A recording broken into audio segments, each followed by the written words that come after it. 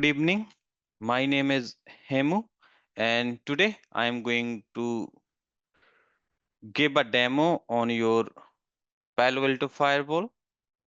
So, guys, we are starting one training on Palo Alto Firewall with F5 LTM, which is a load balancer. So, it's a combo batch actually. And that particular batch I'm going to start from 8th of November, and timing of this batch is 9 a.m. to 1 p.m. IST, and your classes will run on weekends, which is Saturday and Sunday. This is my number. If you have any questions, any doubt, you can reach out to me directly. If you have any queries, anything. Now, before going anywhere, let me just go through our details. So, like we are from the Skilled Inspirational Academy. We do have our website, we do have our learning portal. This is our learning portal basically, where we have a multiple courses. All most of you already aware of that, right? From here you can able to basically purchase our courses. We do have a two YouTube channel, one with the name of Sianets. In this YouTube channel you will get lots of videos on Palo Alto Firewall, Panorama, F5, Python, AWS, Azure, Wireshark, multiple videos are there. So you can able to go through here as well. We do have another YouTube channel, which is the name of Skilled Inspirational Academy. Here also you will get the same content of Palo Alto, F5 LTM, GTM, ASM, Azure, Python, FortiGate, Checkpoint, all those courses are available. Okay. So this is our detail. Now let me just go through. Okay. So let me tell you guys what are the things I am going to cover in your Palo Alto Firewall training. So this training is around 54 plus hours. In this training, you will get a lifetime support. If you will basically enroll in this training, you will get an interview support. I will give you some documents as well. Those documents you can refer to prepare yourself for the interviews and all. You will also get the recorded access of recordings. So you know what I used to do? I used to record each and every class properly, and you will get those recordings with the lifetime access through our learning portal. So you can able to refer those videos later. I will help you with the lab setup in your laptop. Like if your laptop is not having sufficient resources, then I will help you how we can build the lab on Google Cloud. So in Google Cloud, we can able to build the lab for 3 months, for 90 days. I will tell you, and after 90 days, what I will give you the idea how you can basically create a new account. You will get a new credit from Google, and we can build the lab again. So now again, we can utilize the same lab for another 90 days. Okay. It's a weekends batch. So your classes will run Saturday and Sunday. During the sessions, you can able to discuss any type of issues which you are facing in your production environment as well as in your lab environment.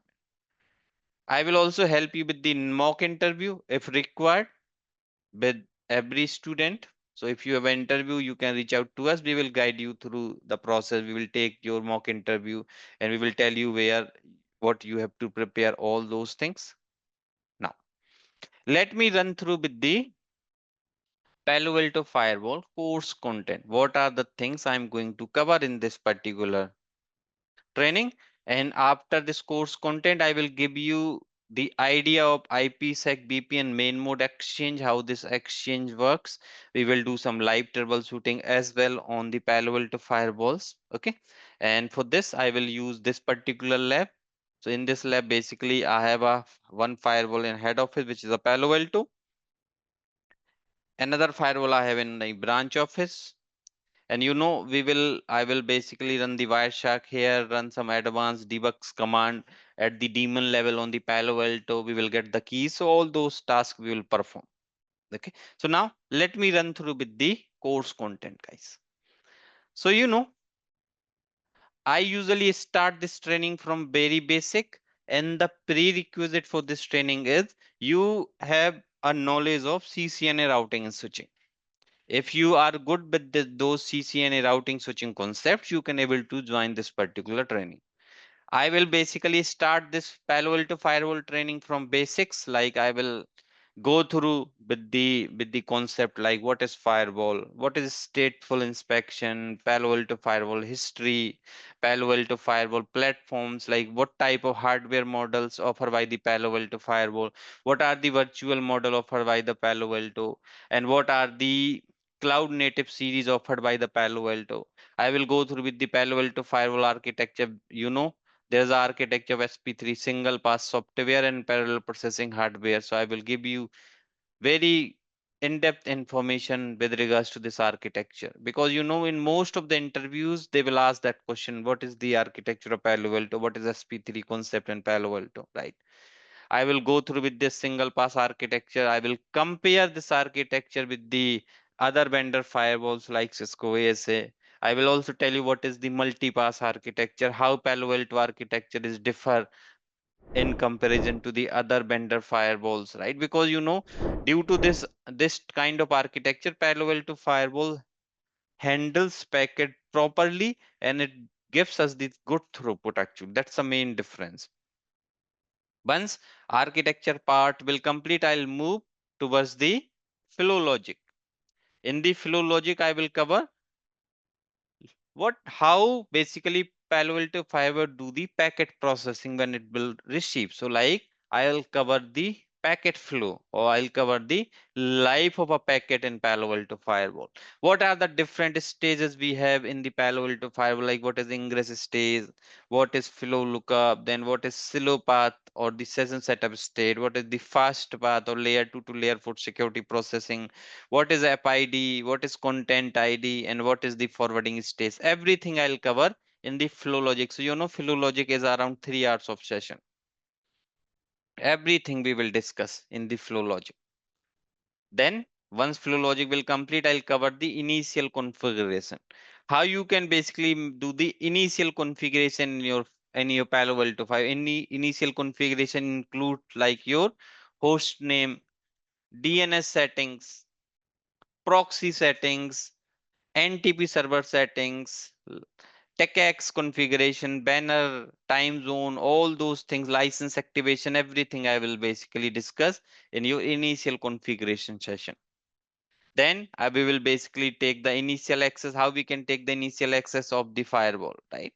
How we can basically manage this particular firewall through the GUI, through the CLI, through the console cable, right? How we can get the access. So everything I'll cover here.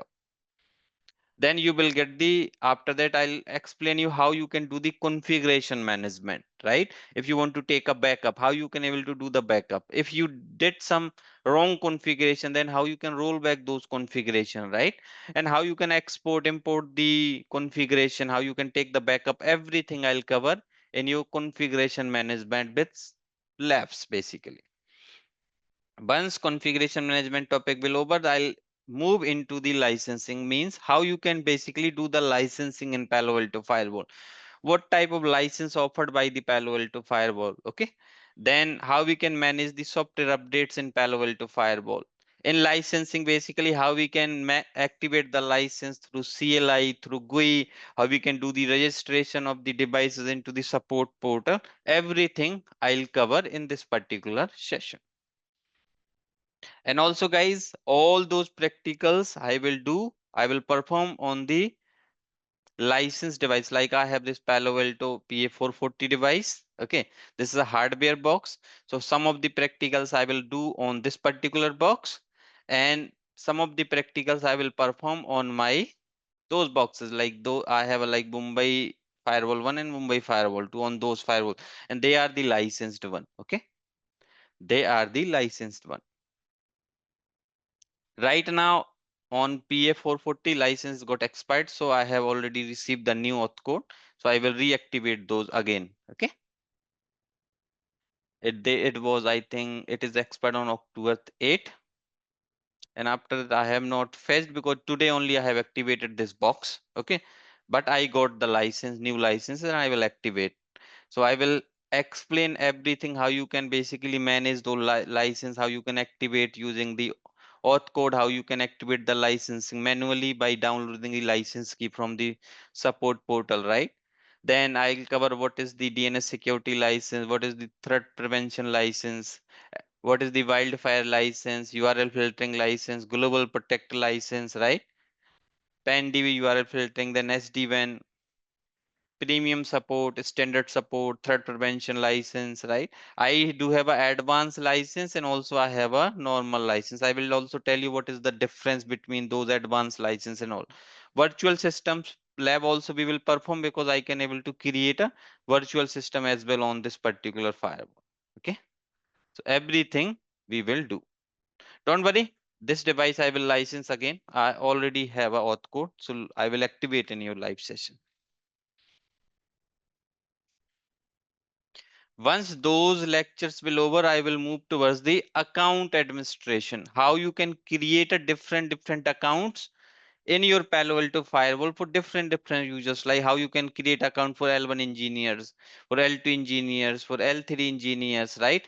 How you can basically create a TechX profile or the radius profile so they can also do start the communication with your TechX servers or the radius servers, which let's suppose we have a ICE or we have a Aruba Clear Pass, right? Those are the main servers which we will use for the next solution, right? Network access control solution. How we can integrate those and how we can fetch, how we can control the AAA authentication, authorization, and accounting of your network devices via those particular things, how we can integrate those, how we can create a different type of admin roles, and we can assign those roles to our L1 engineers, L2 engineers, L3 engineers, and all, right? Once this account administration part is over, I'll move towards the interface configuration, where I will tell you what type of interface is offered by the Palo Alto Firewall, how many copper ports are there, how many fiber ports are there, how many SFP plus ports are there, right? Everything I'll cover. I'll cover the concept of security zones. What is the main, what is concept of security zones we have in your Palo Alto Firewall? Because Palo Alto is a zone based firewall. We have a different type of deployment in your Palo Alto firewall. Like if we will change the type of your interfaces layer 2, then which means we have deployed our firewall in layer 2 mode. Layer 2 means firewall will start acting as a switch. How we can deploy Palo Alto firewall with layer 3 mode?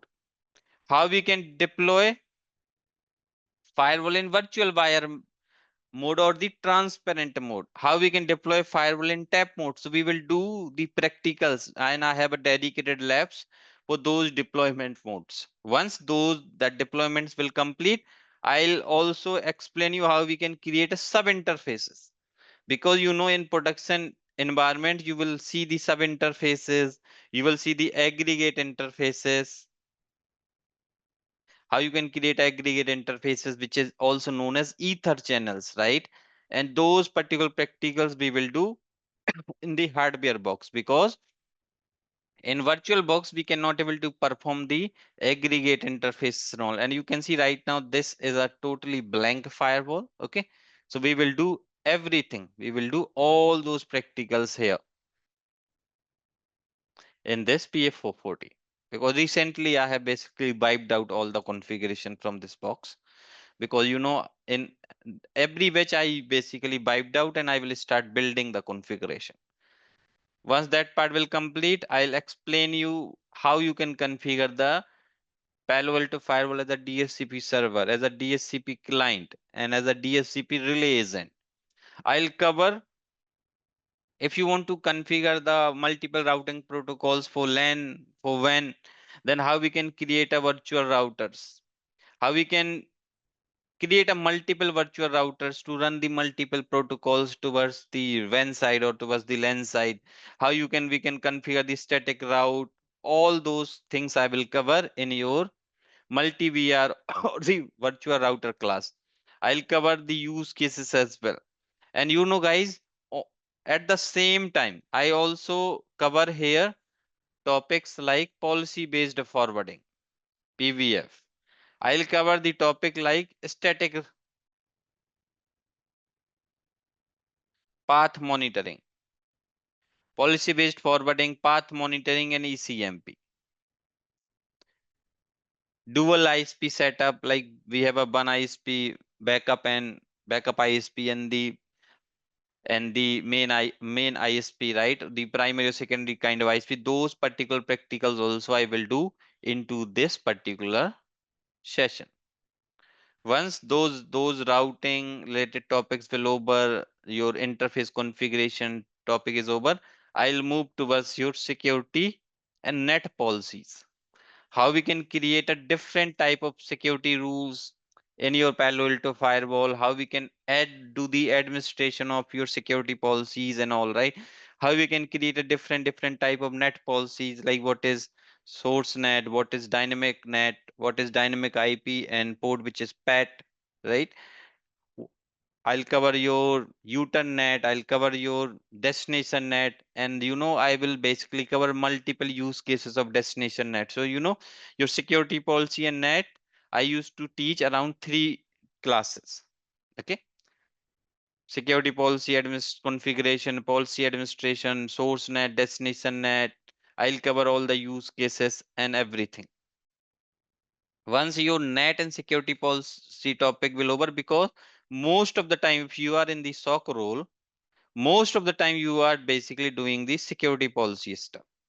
You are creating the net rule, that's it. In SOC role, most of the time you are only responsible for those small tasks. Okay. Once those topic will over, I'll move towards the application identification, app ID. I'll cover the app ID overview, application groups and application filters. In this particular app ID, I will go through with the app ID workflow, how app identification happens for TCP, how app identification happens for UDP, right? All those type of topics I am going to cover. And also let me just open one more thing and I can also explain you. Just give me a second.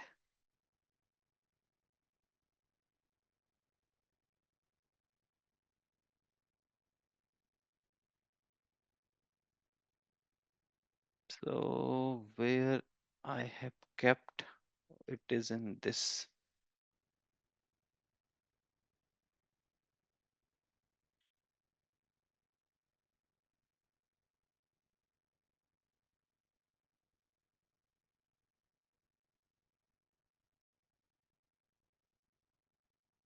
Yeah.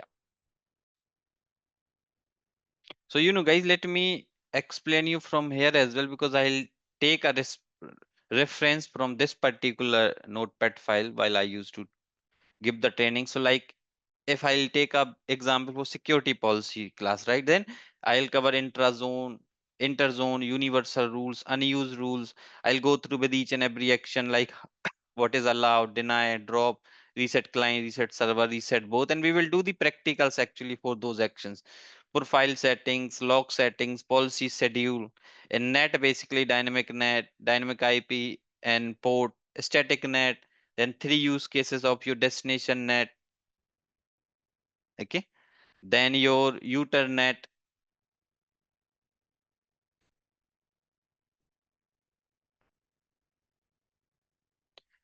Okay. Then in your app ID, let me just tell you in app ID basically.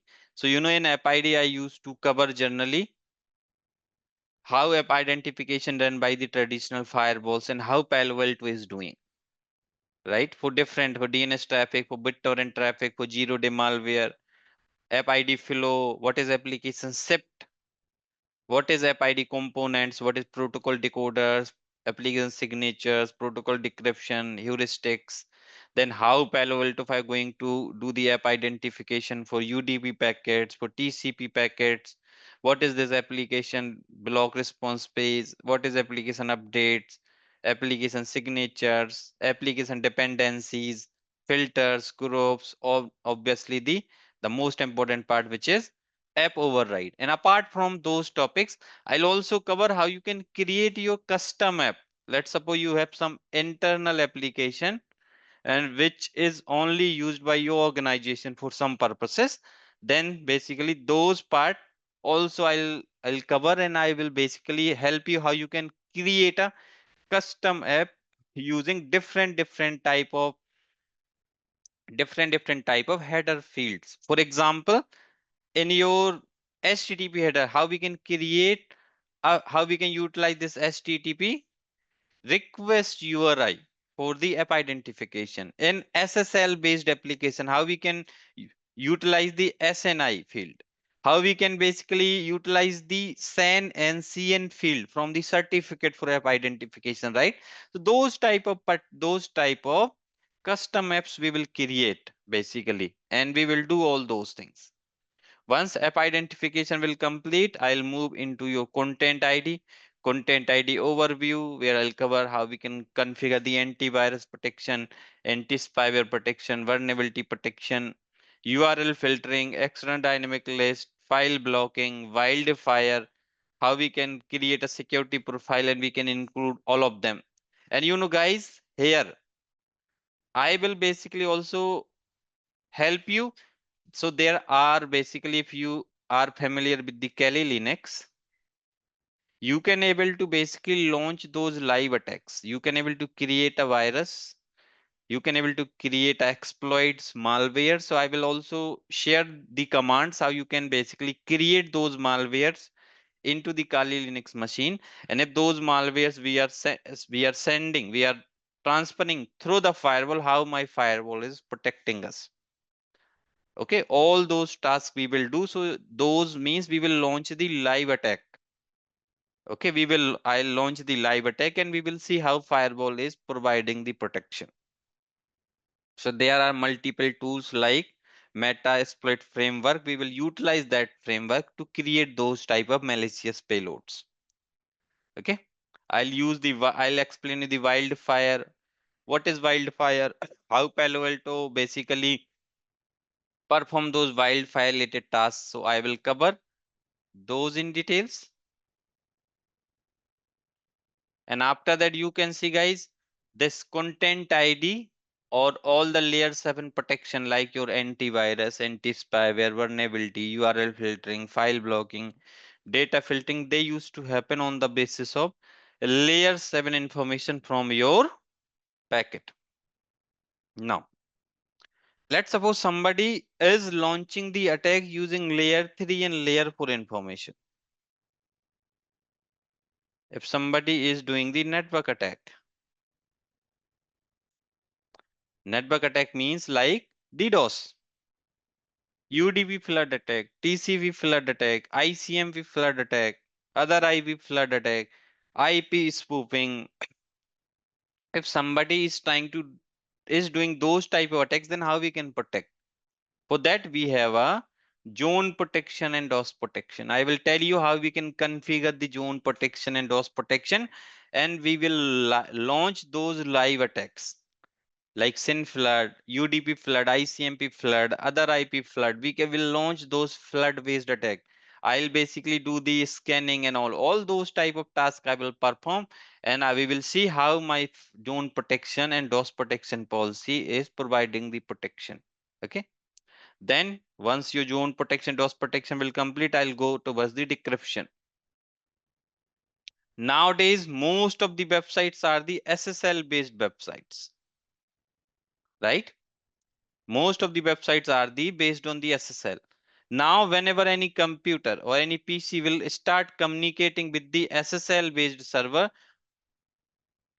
which means all the communication, whatever happening between this server and this PC, all are encrypted. Your layer 7 data is encrypted. And if my firewall is receiving the encrypted data, then my firewall is not able to do anything. It will not able to read properly, right? So for that, what we have to configure the decryption policies. So I will tell you how we can able to configure the decryption policies in Palo Alto Firewall. Here I will also cover the certificate management, like what is root certificate, what is intermediate certificate, what is the end user certificate, what is the CSR, all those topics I'll cover here. And after that, I'll go through with the SSL handshake as well, very in depth.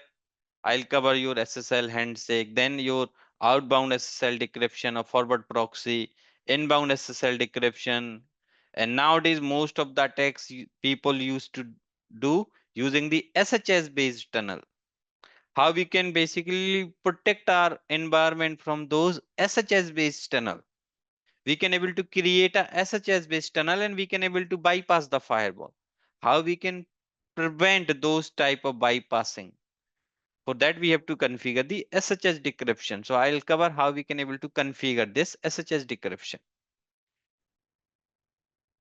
Once this part will cover, I'll go into this user ID. I'll cover the user ID, how we can able to configure the user identification, how we can do the Active Directory integration, how we can do the user ID configuration if just we want to achieve the user to IP mapping. How we can use the Palo Alto built-in user ID agent, and how we can basically use the external user ID agent, which we have to run into one of the member server. And we will basically build the user to IP mapping. And after that, those particular user to IP mapping or users to group mapping, we will basically use into our authentication profiles. And those authentication profile we can use with global protect. We can basically use those particular authentication profiles for the administrator accounts. Okay, and those particular authentication, those user to IP or users to group mapping, we can use in our security rules, security policy, where we can able to control the traffic, like a specific websites for specific users and all, right? Those type of controls we will get in this user ID topic. So I'll give you the very in-depth information in the user ID session. Once user ID will complete, I'll move into the site-to-site VPN, where I will cover the phase 1 exchange, phase 2 exchange, like what is main mode, what is aggressive mode, what is tunnel mode, what is transport mode, right? All those topics I'll cover. IPsec tunnels, then I'll cover the 13 use cases of your IPsec VPN. And those are the use cases which includes almost all the scenarios basically in the production environment. Once this part will complete, I'll go into this global protect, where I will go through with the connection flow, global protect connection methods, user logon, on demand, pre-logon, then on demand, pre-logon, then user logon, all those methods I'll cover. The use cases I'll cover for global protect. And you know, guys, most important part in global protect is the connection flow. Here I will also cover how you can able to decrypt the SSL based packet. In your VPN class, I will tell you how you can decrypt the ESP based packet. So we will decrypt all those packets and we will see those things live, how things are happening. Then your high availability, active passive HA, active HA, all the use cases of active HA and active passive HA. I will also give you the advanced level architecture of your high availability concepts. Once this part will complete, I run some troubleshooting webinars on packet filter, packet capture, flow basics, and TCP dumps, right? So those are the main topics which I'm going to cover in this particular training. I'll share this particular course content, guys. This is my contact number. You can reach out to me on this number if you need that particular course content.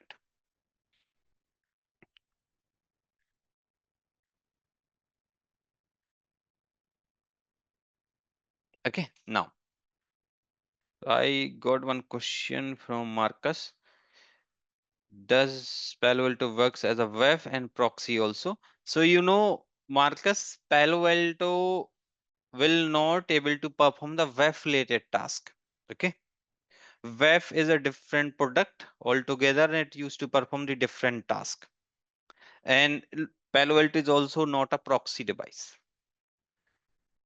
People used to say, like in SSL decryption, we can able to configure the forward proxy. Okay, but it's not actually a proxy. I used to cover why it's not a proxy. It just deals with the session keys. That's it.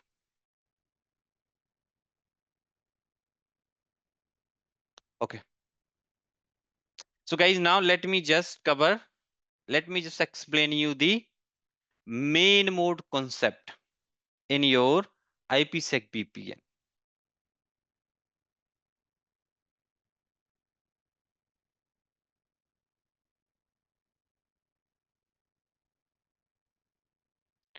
And guys, one more thing I forgot to mention. See, in this training, it's not like that I will basically only discuss the topics. Like if I'll explain you like global protect, right?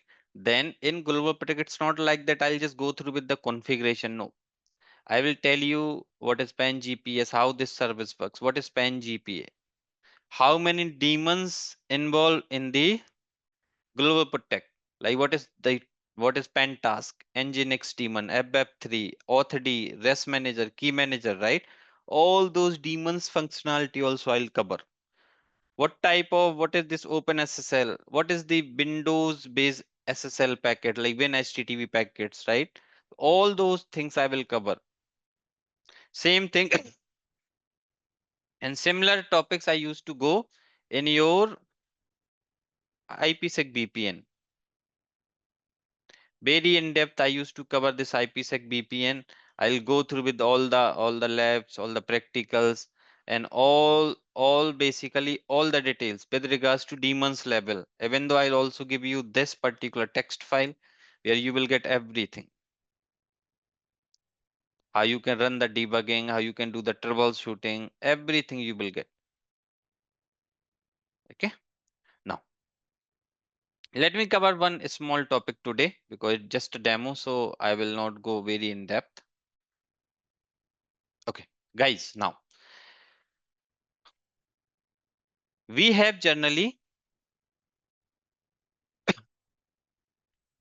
in your basically in your IPsec side to side VPN, in your IPsec side to side VPN, we have a phase 1 and we have a phase 2. Phase 1 is known as ISACAM phase and phase 2 is known as IPsec phase. Phase 1, which is a ISACAM, in phase 1 we have a two modes. We have a main mode and we have a aggressive mode. And you know, phase 1 is also a control connections, and generally phase 1 happens just to protect the phase 2. Sorry, phase 1 used to happen just to protect the phase 2. So we have a main mode. In main mode, we used to have a 6 messages. So I am going to cover those 6 messages, how they are going to action those 6 messages. Okay. I will use this particular topology. I'll run the Wireshark captures. Configuration is already there on those devices. Both devices, they have a configuration, both the firewalls. Okay. So because those are the pre-configured firewalls, that configuration was there from previously.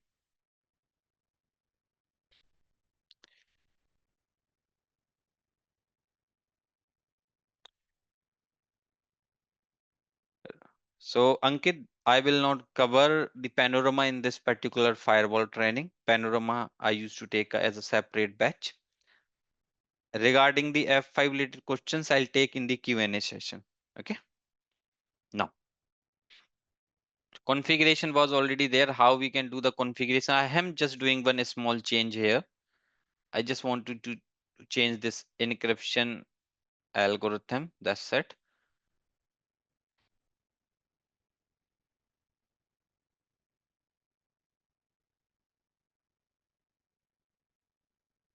Okay, cool. Now, so guys, let me start this explanation of main mode. So let's suppose I have a firewall 1.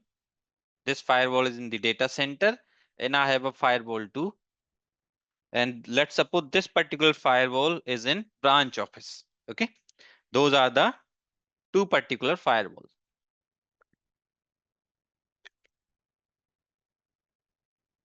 Now here,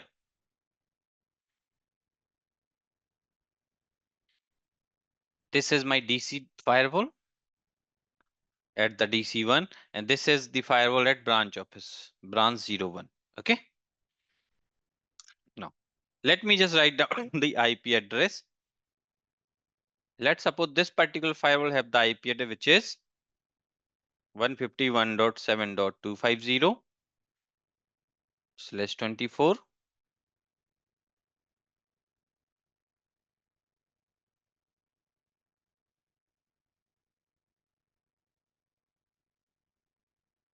And my branch firewall have the IP address which is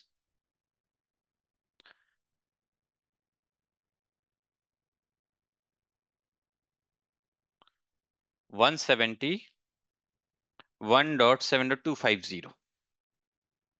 And those are the public IPs. Between those two firewall, I have an internet and they have a reachability till each other. Okay. Now, let's suppose my firewall one is a BPN initiator and my firewall 2 is a responder. In this particular case, okay, in our case only, otherwise see, firewall 2 can be also initiator, but you know, in our case, let's suppose firewall 1 is a initiator and firewall 2 is a responder. Okay, so I'm assuming that now. Because firewall 1 is an initiator, so you know this firewall 1 he will send the first message towards firewall 2. That first message in your main mode is known as main mode message number 1. Now, in this particular message, what are the information available? What is the information this particular firewall going to send? So the very first thing it will send, which is a CI value. CI value is the cookie value from the initiator. CI value. It will send the phase 1 policies, or I can say Haggle information.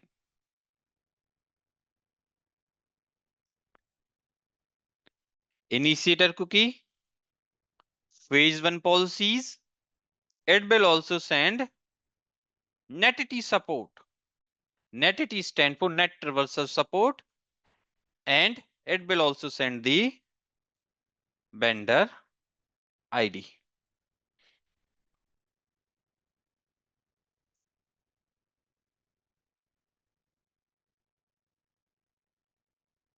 That is the information it will exchange in this particular packet.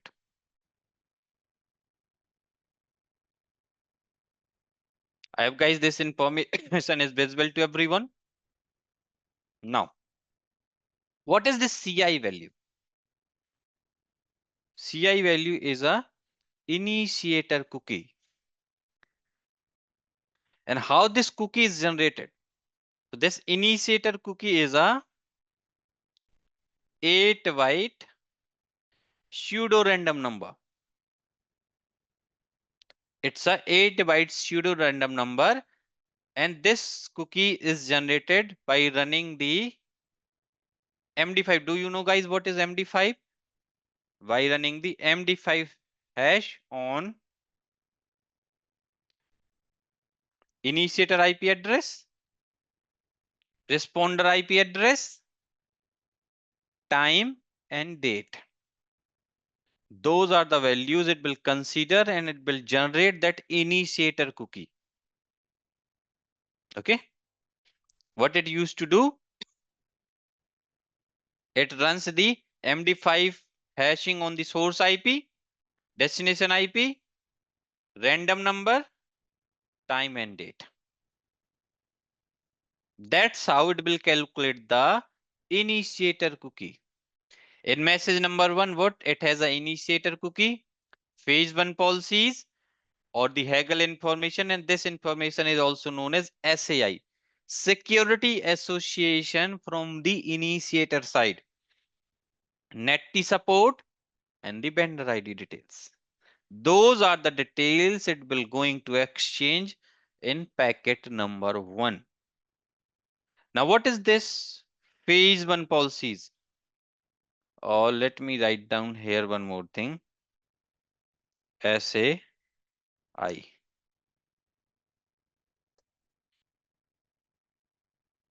Security Association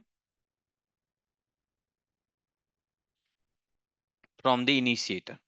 Phase one policies are the policies which we use to configure here as a iCrypto. Those policies. Those policy includes the encryption algorithms, authentication or the hashing algorithm, SHA-256 and SHA-384, encryption algos like AES-256 CBC, 3-dash, multiple encryption algorithms are there, and the Diffie-Hellman group, DH group here, and the lifetime. Plus one more thing, they will exchange the sorry,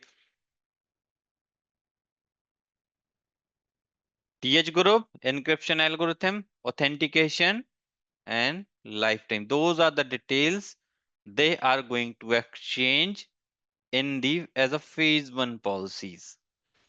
Once this particular packet received by firewall 2, now my firewall 2 it will start processing this particular packet. What it will do? It will start processing this packet, and from firewall 2 it will create a new packet, which is message number 2. Now, in message number 2, what firewall 2 will respond? It will comes up with the CI value, which is from the packet 1, CR value, which is a cookie from the responder side. CI CR.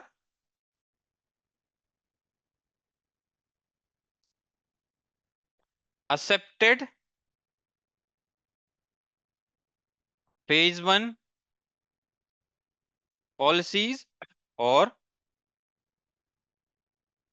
SAR, security association from the responder, NetAT support, the vendor ID.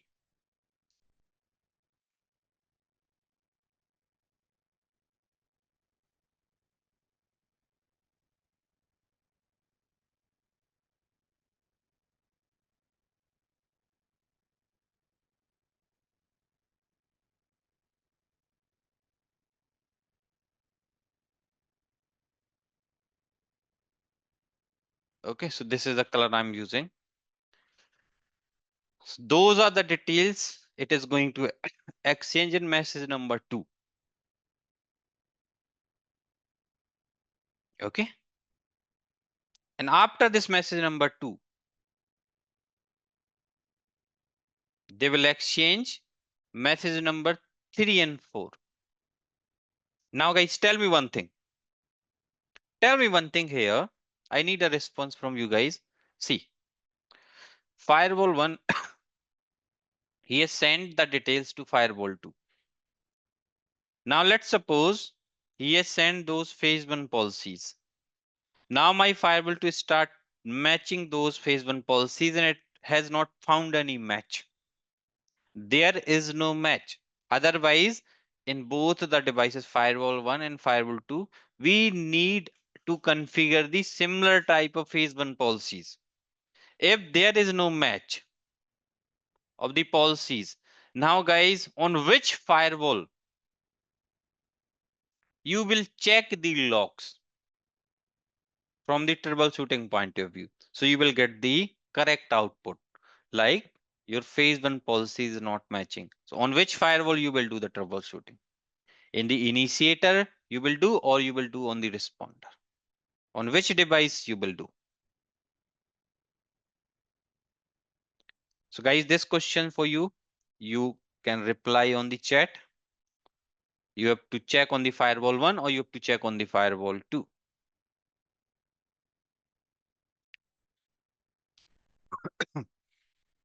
So Sushil, Ankit, you guys are right. We will have to check on the responder. In the responder device, we will get the correct log.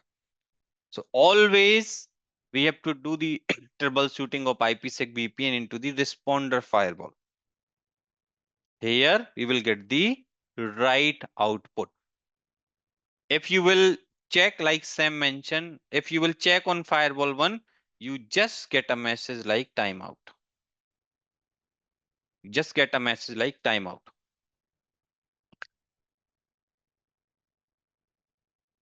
Because if my firewall 1 is not having any matching parameter, this message number 2 is not there. He will not send any message. Okay. Now, so once your message number 1 and 2, they have exchanged successfully. Now your firewall 1 start sending the message number 3. So guys, message number 3 and 4, those messages, sorry. So message number 3 and 4 is generally known as the Diffie-Hellman exchange or the DH exchange. Just give me 1 second.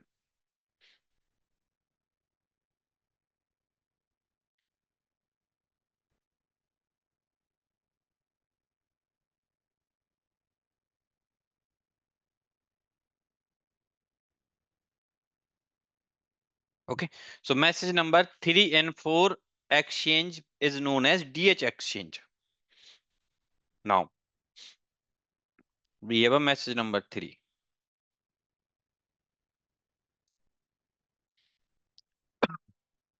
Now what they will exchange in message number 3? So I am writing here X. What is X? Calculated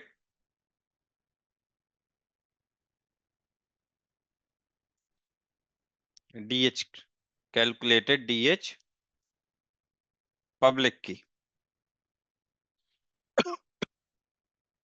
They will exchange the nonce value, NI, and also they will exchange here.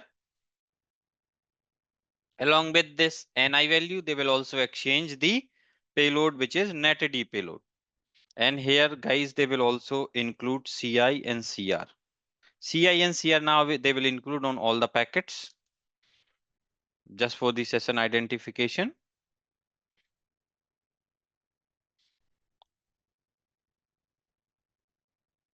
Okay. Now let me clone this.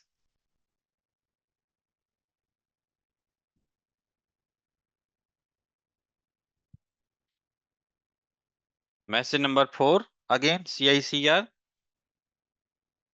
Y, calculate DH public key, nonce value which is NR. This is the message number 3 and 4. But apart from this, guys, now they will also do lots of stuff. Now that particular process we have to understand.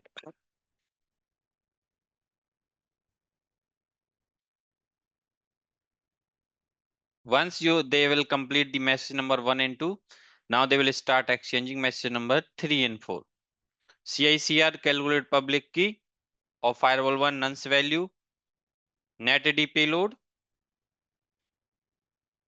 Now message number 3 and 4 are the Diffie-Hellman exchange. If you want to really read about the Diffie-Hellman exchange, you can go into this particular document. Now how they will calculate this public key, this we have to understand. Sorry.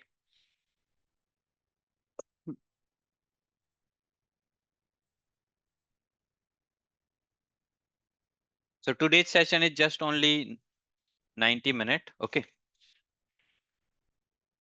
Okay. Now see how they will basically, so they use a one formula called calculated public key equals to G raised to the power private key mod P.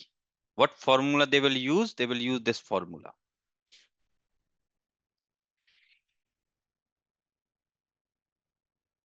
So I'm just putting directly here X equals to G raised to the power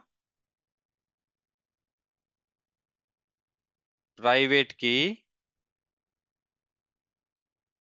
then mod P. Here also y equals to g raised to the power private key mod p. Now, what is this g and p? So guys, this g and p is g value generally is 5 and p value is 17. And you know this particular g and p value used to change according to the Diffie-Hellman group, but I am just putting those values according to the Diffie-Hellman group too. And you know both firewalls, they are aware about that g equals to 5 and p equals to 17. And also guys, this firewall 1, when they will start sending this message number 1 and 2, what they used to do, they also used to basically do some calculation. What they start doing some extra calculations, and in advance, what they used to do, they used to basically created the public key and private key. So let's suppose public key value is 4 and private key value, let's suppose, is 7. Okay, those are the independent values. They can able to calculate anything, but I'm just going with the numbers. So we can able to run those formulas. So our calculation become easy. But in actual, here you will get some long strings and all. Okay, and those strings also I will explain you. Here also, let's have a firewall 2. Public key, let's suppose 5. And private key value is, let's suppose, 3. Any. Okay, now guys, let's try to do the calculation of x. How they will calculate the x here.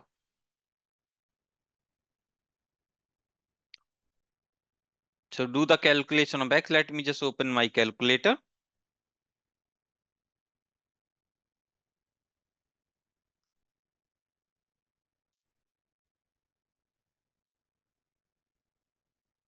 Okay, so g equals to 5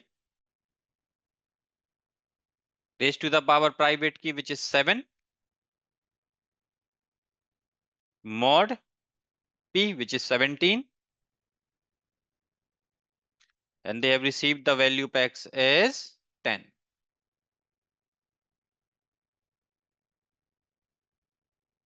Okay, now let's calculate the value of y.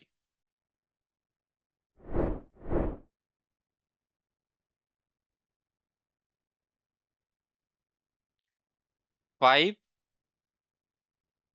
raised to the power private key, which is 3, mod 17, and they have get the value which is 6. Okay, now here they will exchange 10 and here they will exchange 6. Now, once my firewall to receive this value as 10, what it will do now, it will use one more formula. Now it will use one more formula, and that formula is how it will do the calculation for DH key, which this is a main key actually. DH key, which this is a main key, and this key they used to calculate similar on both the device. So DH key equals to the calculated public key raised to the power private key mod p.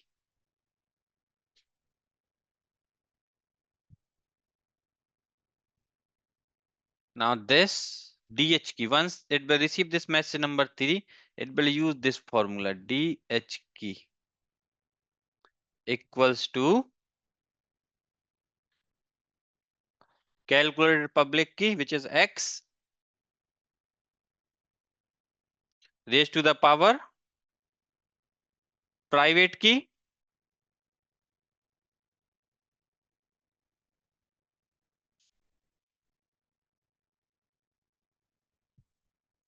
then mod p.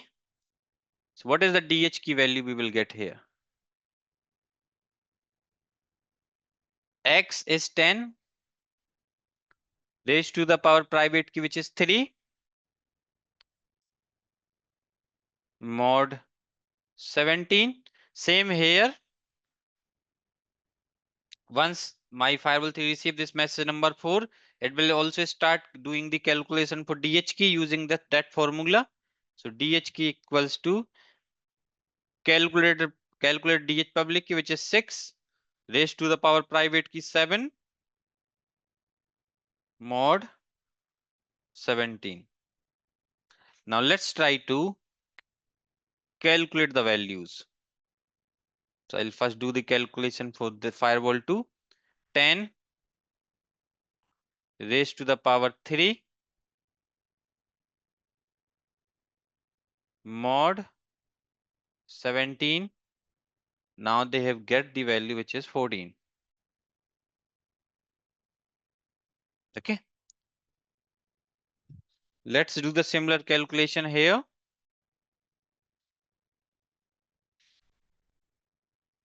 6 raised to the power 7 mod 17. We get this 14. Now guys, this is the hack here actually. Now, if you have noticed here, guys, did we share this private key in our exchange? Guys, did we share here private key in the exchange process? We never shared, right? But what we have utilized this particular formula. And after that, you can see now, whatever the calculation we have done now, we have received the same DH key. Now this, 1 minute, I think I have to put here 14. It's 14. Okay. Now, see, I got the similar DH key. This is the main, I can say, hack of your Diffie-Hellman exchange. Now I have this particular. Once this DH key I will basically received. And after receiving this DH key, what I have to do? I will do now this particular calculations.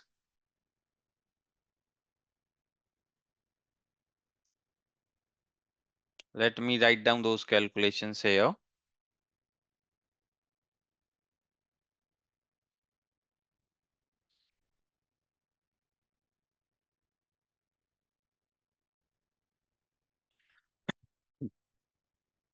Okay. Once this DH key is created by both the firewalls, now they will start calculating the SKID. In this SKID, they will run the HMAC, which is also the hashing algorithm. They will use pre-shared key, which we use to configure in both the firewalls during our configuration as a key, and this nonce value NR values they will use as a data. They will calculate SKID. Same calculation they will perform here, and after that they will calculate the SKID, which is a derivative key, SKID, which is a hashing key, SKID, which is an encryption key. Now this DH key, what they have calculated, they are also using here as a data. CICR value also they are using, and also they are adding one extra 0 here. Then SKID, DH key, CICR, and adding 1, right? So you know, you know guys, one calculation has a dependency on the next calculation. And once they will calculate those 3 keys, after that, they will exchange this message number 5 and 6. This is the message number 5. Here they will exchange the IDI, identity payload, and the hash I payload.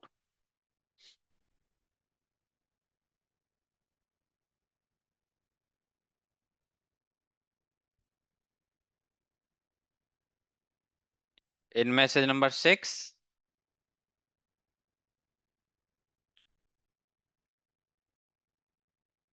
IDR, identity payload, and the hash R payload.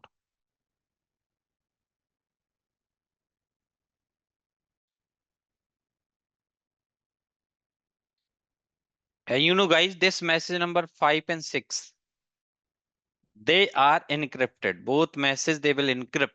So no one able to read those messages. Till here, they will exchange everything in the clear text. But after that, they will start encryption from message number 5 onwards. Now let's try to basically see this particular exchange with the help of Wireshark captures. Okay, so I'm just stopping this and I'm just starting the Wireshark captures here.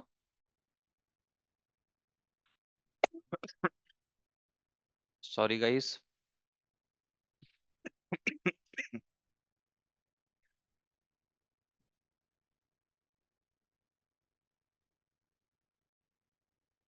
Okay.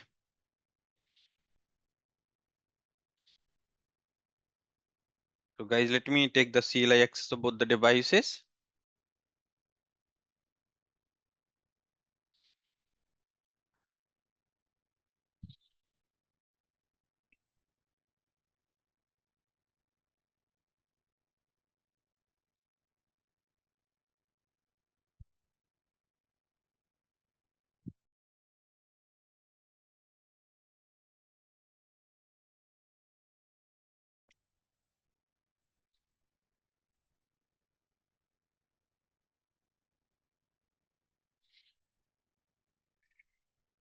I run the debugging actually on those firewalls, so I can able to show you those keys and those calculations.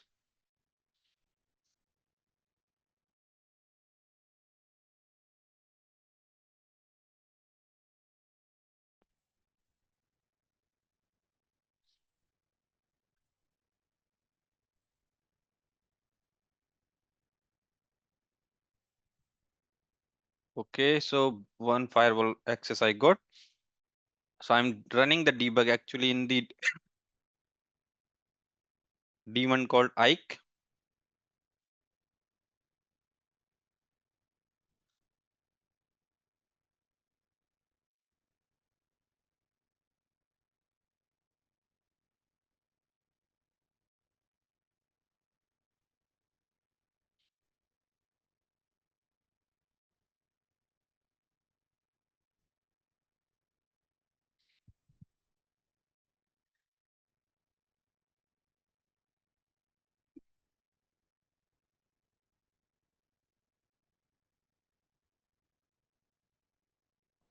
Dump level, let me run.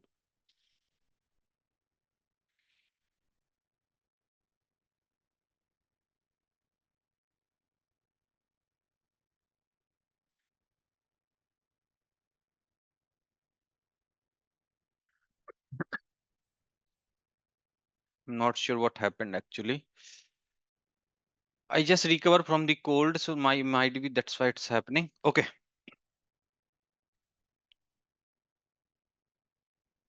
So now let me start the traffic from here.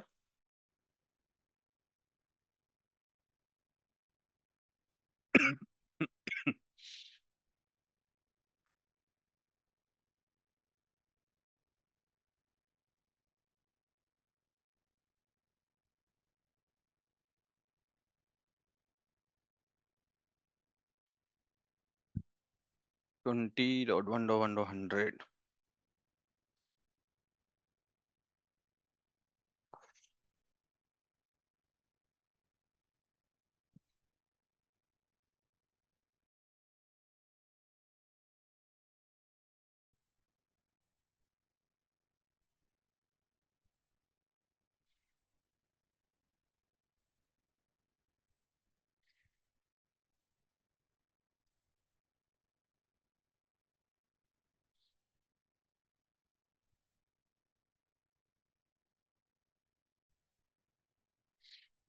Okay, so so you sorry.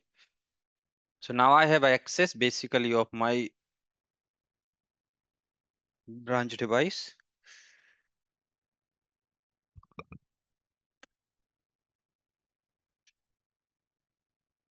Okay, now I got the access of my branch firewall. I have exit that session. Let me stop the capture and also let me stop this debugs.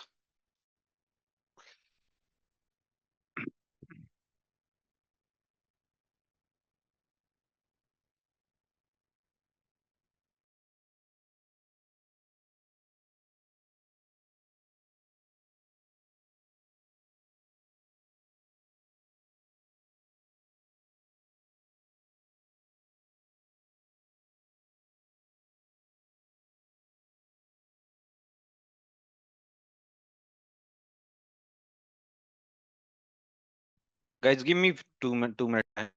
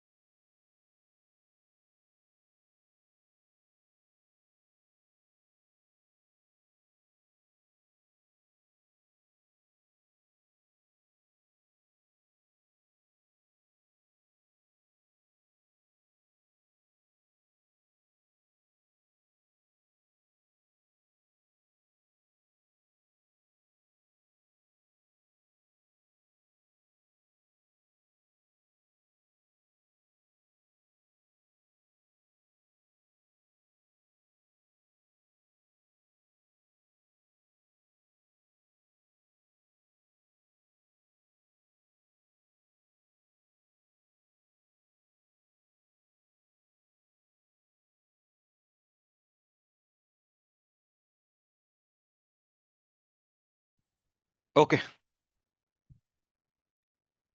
So now guys, let's try to understand that negotiation. I'll go quickly because I'm not able to talk much.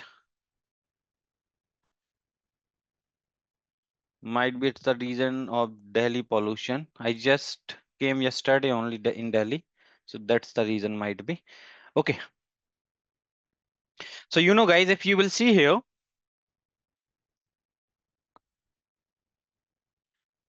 phase one negotiation is started. You can see here this as an initiator. So my firewall one as an initiator and it's a they are using main mode. Initiator is 151.7250, which is my data center firewall, and they are using the port number 500. So they will use the UDP port number 500 for the entire communication, and they will use the protocol called ISACAM at the application layer to basically hold all the payload. ISACAM stands for Internet Key Association Key Management Protocol. Initially, you can see they have calculated the initiator cookie. This is the initiator cookie, the CI value in packet number 1. This is the CI value.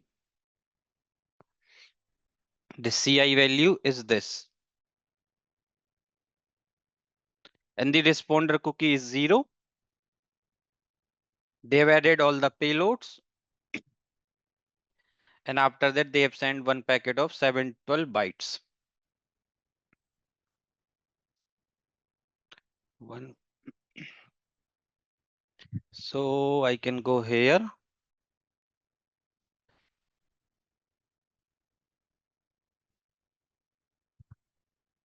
So I just put this first packet.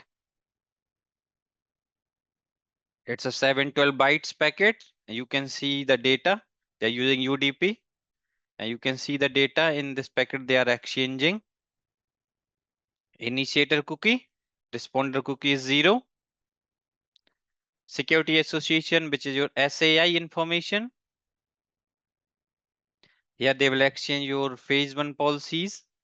See, lifetime encryption algorithm, authentication method, hashing algorithm, decrypt, Diffie-Hellman group. You can see all the combination of those payloads. So they have exchanged around 16 combination of those particular payloads. Those are the 16 phase one policies combination. Then your net traversal, net support, and the vendor ID details, and also the DPD, that peer detection, that also they will exchange DPD and the vendor ID. Okay. So it's a this packet is not encrypted. We can able to see everything, right? See everything we can able to see. Now if I'll go on my firewall 2 here, see firewall 2 has just received one packet from firewall 1. It's a 712 bytes of packet, and those are the bytes. It start doing that processing of that particular packet, and you can see now phase one negotiation started as a responder in main mode. This is the CI value, and as soon as he will start this negotiation, he will calculate the CR value right away. Responder cookie right away. DPD stand for debt peer detection. It will start reading the content of that particular packets, like your security association, vendor specific parameters like net support, DPD, all those.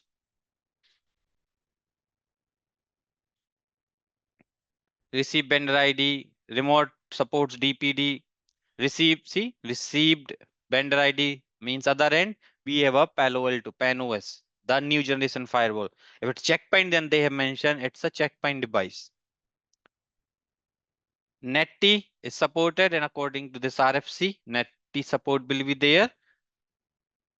And after that, it has seen those phase one policies. Now it will start matching those policies. You can see it will start comparison, start matching those policies with the firewall 2 configuration.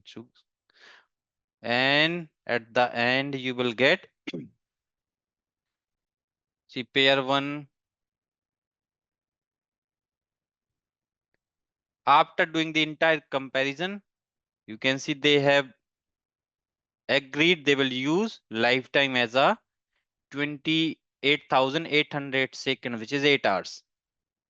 Diffie-Hellman is 3 days. Or hashing algorithm is SHA-256. Authentication method is preset key and Diffie-Hellman group 20. So those are the agreed parameters or the selected parameters. And you can see they are getting one message called an acceptable proposal found. Okay. Once this acceptable proposal it will found, now it will also start creating a packet, which is message number 2.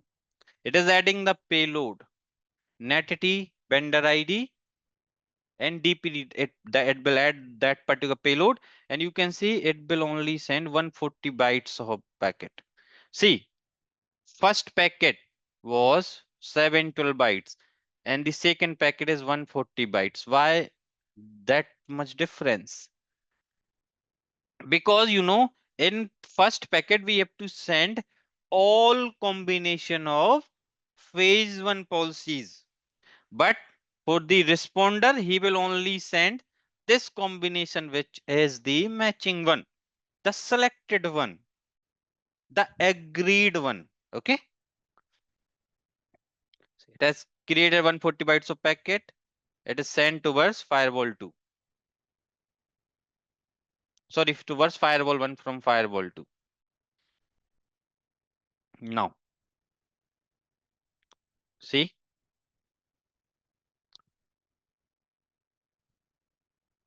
first packet, this is also first packet, this is the one. He has sent 2 times that first packet. Why? Because sometimes if we will get some delay, then it will initiate a packet again. Okay, that's not a problem. That's why they will use the cookies to protect from those type of attacks. Now see, there is a reply, 140 bytes. This packet you can see we have a 3 payload, NetT, DPD and the vendor ID. In payload, you can see there is only one single payload, the acceptive one, right? Okay. Now, this particular packet is also processed by firewall 1. You will get somewhere here.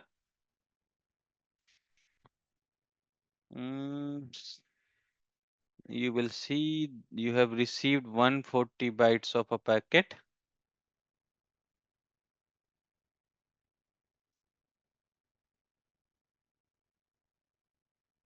See, it has received 140 bytes of packet from firewall to 171.70250. Those are the content of that packet. It will start processing this packet.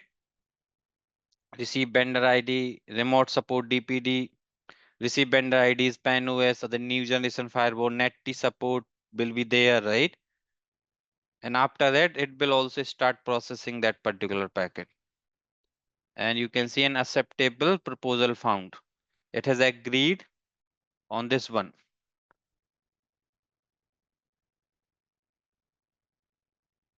This one, okay? An acceptable proposal found. And after that, he has basically updated his phase 1 exchange from packet number 102 towards 3 to 5. And after that now, it is calculating this DH private key. I mentioned this key, guys. Sorry, this one. Those public and private keys. See, this is the DH private key. This is the DH public key, the calculated ones. This calculated DH public key, which is X here. This is the X, which we have calculated using the formula called G raised to the power private key mod P. And now this is the key it will put into this particular packet. Message number 3. And that you can able to see here properly. It is also running the hash on the peer IP address and the port number. Peer IP and port number. This is the vendor ID payload. Sorry, this is the netd payload, not vendor. It's a netd payload. Adding the netd payloads, and it will send one packet of 220 bytes. You can see 220 bytes of packet here. 220 bytes of packet. You can go and you can check. This is the netd payload. What is the netd payload? Hash of initiator IP and port number and hashing of responder IP and port number. That is netd payload for detecting the net device. Nonce value, this is the NI value. Nonce value, this is the key exchange. See, your key start with double C F411B. See, double C F411B. It's the same key. This is the key they are exchanging in message number 3. Okay. Now, if you will go here, I'm going a bit fast. Okay, guys.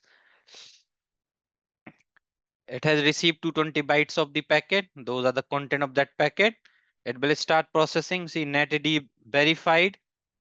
Netd verified. No net not detected means there is no net device. Phase 1 exchange, it has changed from 3 to 5. It has also it has also calculated DH private key and the DH public key. This is the Y.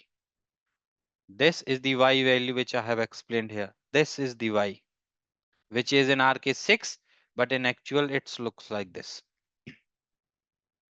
And you can see this is the one which they are going to exchange here, starting with 743489. 743489. See, this is the one. This X, this is the Y. They are also adding the hash, adding the netd payload, and it is also sending 220 bytes of packet towards firewall 1. And you can see they received 220 bytes of packet, will start processing. Net is not detected. And now, once Net is not detected. Now you can see it's changed the state from 6 to 8.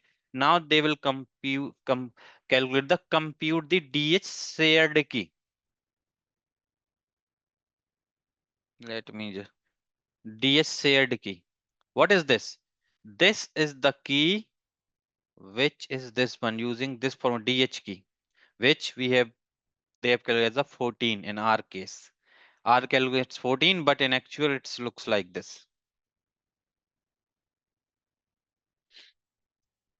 It's starting with 19CB, ending with 333EC. You can see here 19CB ending with 333EC. Same key they have calculated, guys. Right?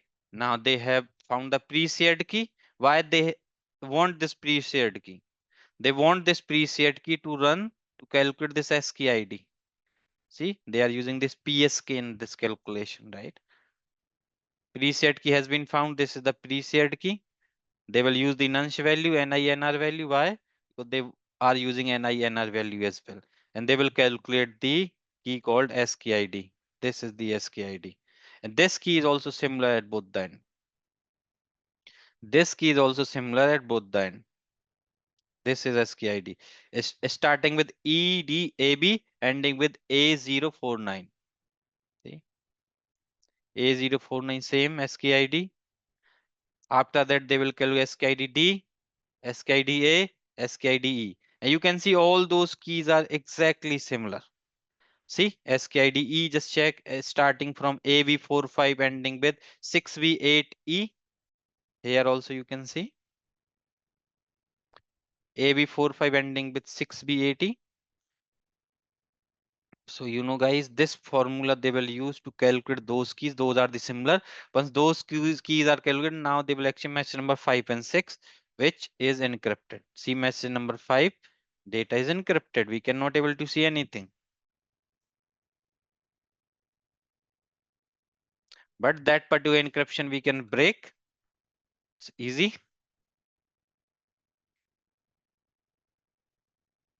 Protocol.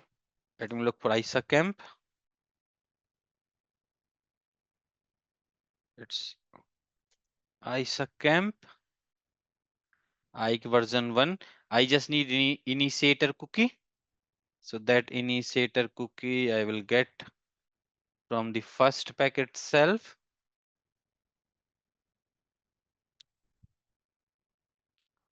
Okay, let me add one more value here.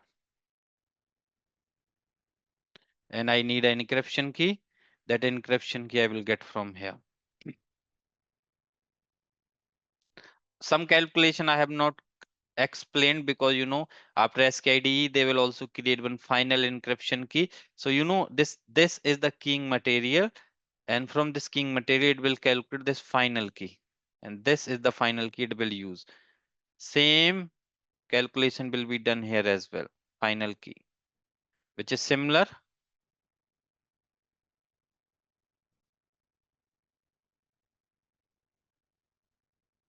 Apply. Okay. Now that encrypted payload. See, it was encrypted. Now we can able to open. See, this is the identity payload they will exchange, and also this is the hash data. How they will calculate this? Identity payload, just hash of the peer IP address, and this hash I value they will also calculate using this formula. X, Y, CI, CR, SAR, IDR, they will calculate the hash R value, and hash I they will calculate using X, Y, CI, CR, SAI, and IDI. Okay, in their calculation. Message number, see, 5 is also encrypted. Now all the other messages we can able to see. Those 3 messages also we can able to open. This is the phase 2. 3 messages, those are the 3 messages of phase 2, which is quick mode. And after that you can see all the data traffic is encrypted by the ESP protocol. See, this also we can able to decrypt. That's not a problem, because See, if you will go here, phase 1 has been succeeded, you will get this message. And after that, I'm not explaining phase 2 now, but I'll just wanted to show you the keys. See, we have a phase 2 keys as well.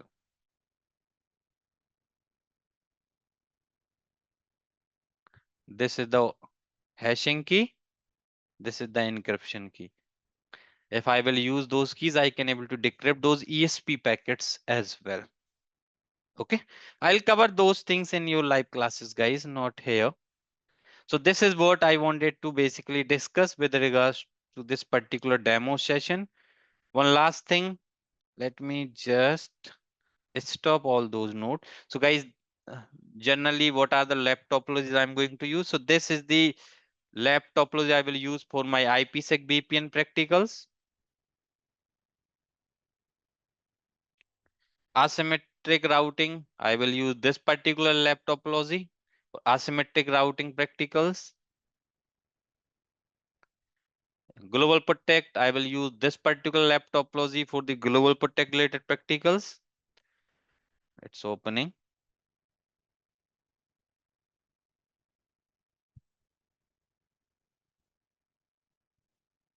This is the one for Global Protect. High availability, or I can say redundancy labs. This is the one for redundancy.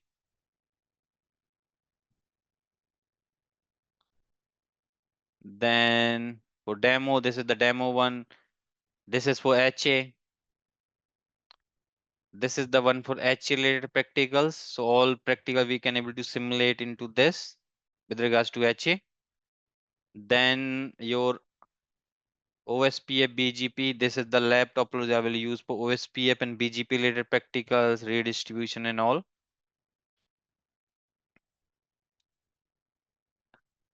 For your policy based forwarding, dual ISP setup, path monitoring, static routing, I will use this topology. Okay, so I have a dedicated lab topologies for most of the practicals, and I'll share all those topologies with you guys as well. Okay, so this is what I wanted to cover in this demo. One more time, guys, let me just cover this particular batch. As I have mentioned, I'm starting from 8th of November. It's a weekends batch. So your classes will run Saturday and Sunday. Timing is 9 a.m. to 1 p.m. IST. So first we will cover Palo Alto Firewall. After the Palo Alto Firewall, we will start the F5 load balancer, which is LTM. For Palo Alto, there are total 19 to 20 classes. So your Palo Alto will run around 9 to 10 beacons. Once Palo Alto complete, we will start your F5, and F5 will take 6 to 7 beacons. Okay. So that those are the details. Cost for this particular training for both Palo Alto Firewall and F5 load balancer is 12,000 INR. Those are the contact numbers. If you are really interested for those trainings, you can reach out to us. First number belongs to me. Second number belongs to Bidit sir, and third number belongs to Muskan ma'am. So you can reach out to any of us. We will help you with the enrollment process and all.